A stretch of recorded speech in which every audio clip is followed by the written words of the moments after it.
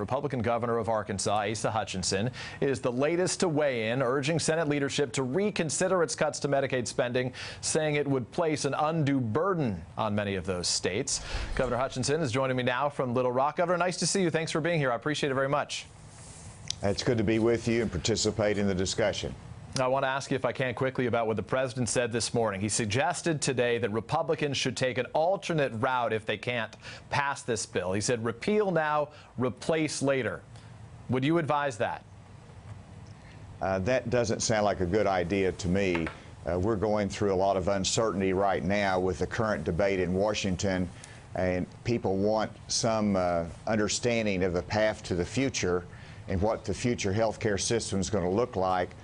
We need to do that to change that course and say we're going to repeal Obamacare, but not know what we're going to replace it with. We really give a lot of uncertainty and unnecessary worry. So we just got to slog through this. The Senate's doing a remarkable job trying to bring people together to have the reform that is so much needed in an unsustainable system right now.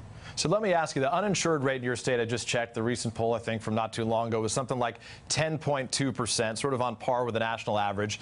Your state of Arkansas, I think the state of Kentucky as well, are the ones that posted the largest drops in uninsured rates in the country right now. So with that as the backdrop, if the bill out there right now, the Senate bill passed, it would get rid of Medicaid expansion and cap spending on Medicaid per person. Your state, as we just noted, has benefited from that expansion that really only expands it to make those covered if they make something up to like $16,000, $17,000 a year. So what would happen to those individuals? Well, on the Medicaid expansion, if we cease that, then they would have to go on the subsidized individual exchange, and many of them would not because the subsidy is not sufficient. And so these are people who are making the poverty level or around that, so they could not afford it. So clearly the number of uninsured would increase. It puts the states in a very difficult position because the federal government made a commitment of 90% cost share on the expanded population. Now they want to reduce it down to 70% in Arkansas.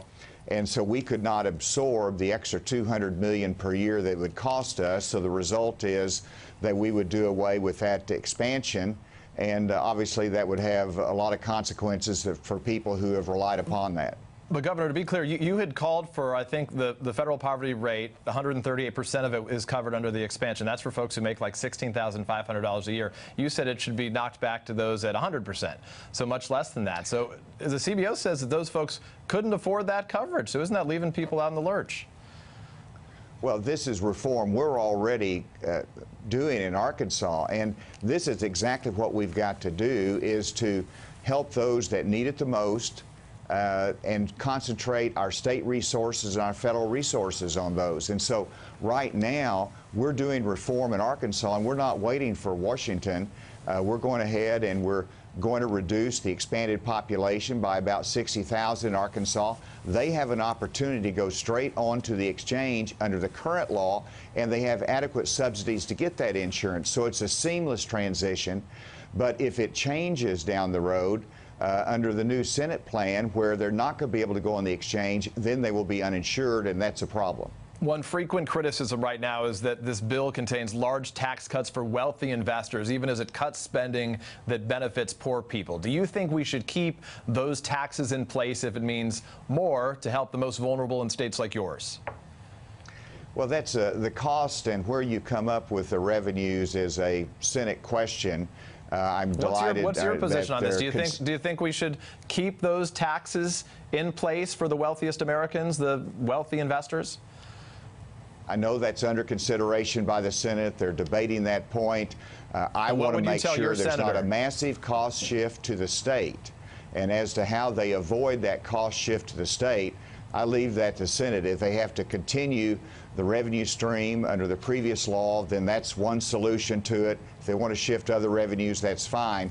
Just do not have this massive cost shift to the state that would require us to abandon some of these programs that people are relying upon.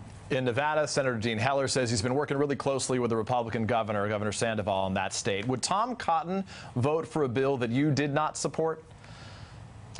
Senator Cotton and Senator Bozeman have been very attuned to what we're raising in Arkansas. We have a great working relationship. They're looking to their other colleagues and trying to address the issues that I raised.